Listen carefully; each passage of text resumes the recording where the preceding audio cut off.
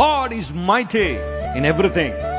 ఆయన కొన్ని విషయాల్లోనే బలవంతుడు, కొన్ని విషయాల్లో పాపం బలహీనుడు అని అనడానికి లేదు.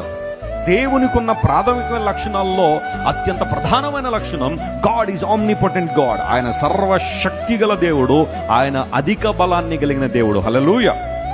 బలము తనదని దేవుడు సెలవిస్తే అది ఎన్నిసార్లు వినబడిందట? 2. ఆయన ఒకసారి మాట్లాడితే 2 సార్లు వినబడుతున్నట్టు మనకి.